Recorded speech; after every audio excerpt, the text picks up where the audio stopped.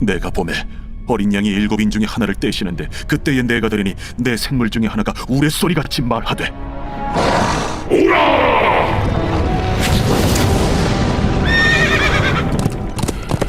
이에 내가 보니 흰 말이 있는데 그 탄자가 활을 가졌고 면류관을 받고 나아가서 이기고 또 이기려고 하더라.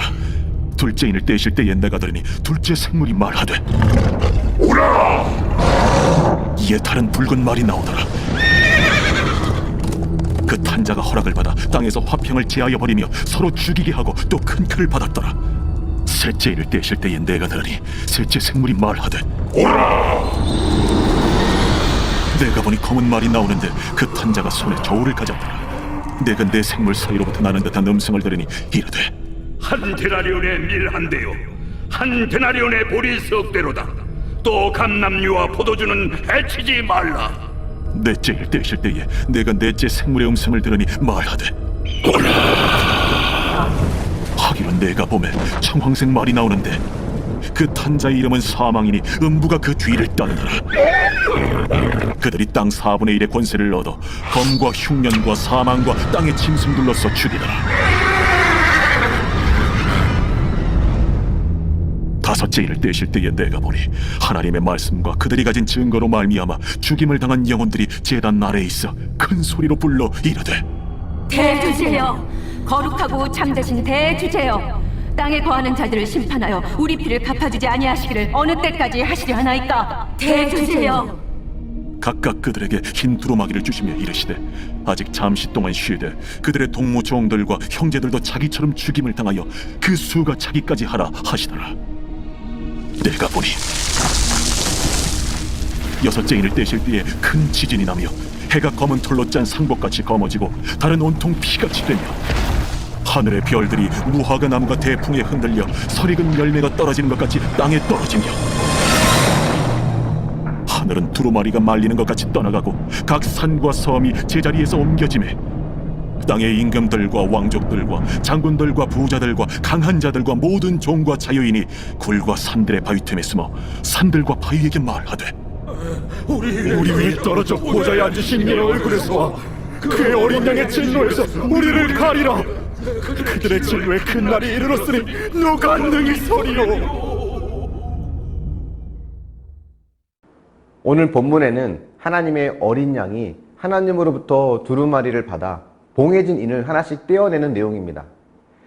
예수님이 세상을 통치하시는 진정한 왕이심을 보여주는 것인데요.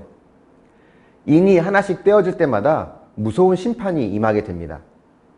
이것은 세상에게는 심판이지만 교회에게는 구원이 되는 것입니다. 애굽의 심판이 이스라엘 백성들에게 구원이 되었던 것과 같은 원리인 거죠.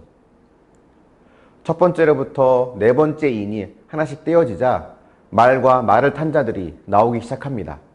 각각 흰 말, 붉은 말, 검은 말, 청황색 말입니다. 이 네 마리의 말은 스가랴 1장과 6장을 배경으로 한 내용입니다. 그리고 각각의 구체적인 심판의 내용도 나오는데요.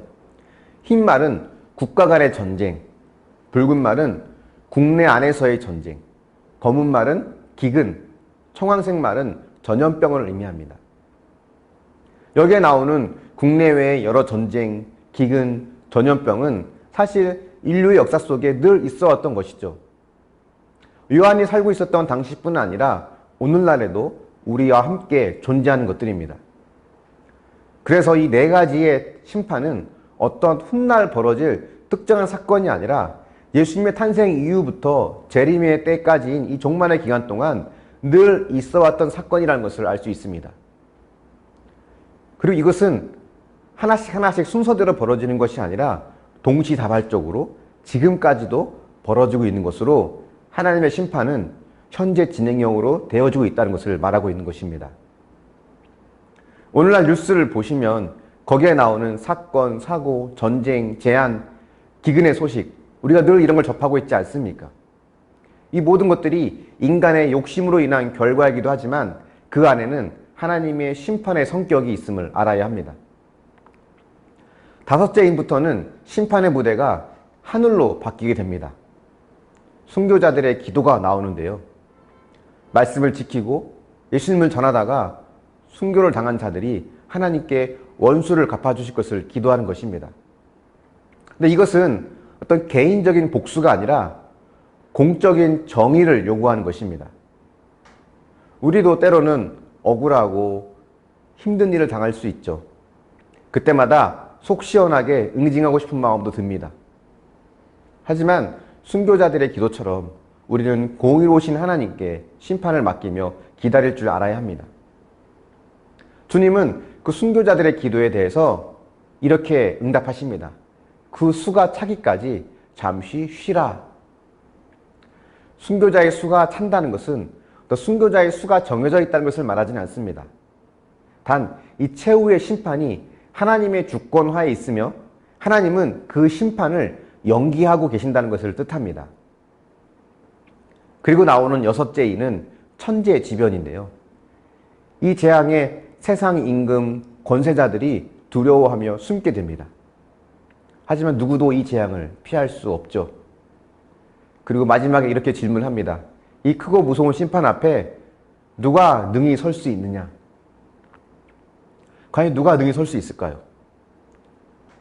하나님이 없는 그 어느 누구도 감히 하나님 앞에 설 수 없음을 우리는 고백하게 됩니다. 그래서 우리는 늘 깨어서 겸손하게 하나님을 구하는 복된 삶을 살아야 합니다. 그것이 구원받는 길이고 이 재앙 가운데서 하나님을 경험하는 삶입니다. 우리의 삶에는 일곱인을 떼면서 생기는 재앙과 같은 크고 작은 사건을 만나게 됩니다. 그것이 당장은 나를 고통스럽게 할지 몰라도 믿는 자들에게는 그것이 구원의 사건으로 찾아오시는 것임을 기억하시기 바랍니다. 하나님 없이 세상의 권력과 재물의 노예로 살다가 한치 앞에 재앙을 보지 못하는 어리석은 자가 아닌 늘 말씀으로 깨어 기도하며 고통과 고난의 사건 속에 감춰진 하나님의 심판과 구원의 뜻을 헤아려서 깨닫는 저와 여러분이 되기를 축원합니다. 묵상해 보십시오. 현재 어떤 고난을 겪고 있습니까? 그것이 여러분에게 구원의 사건이 될 수 있음을 인정하십니까?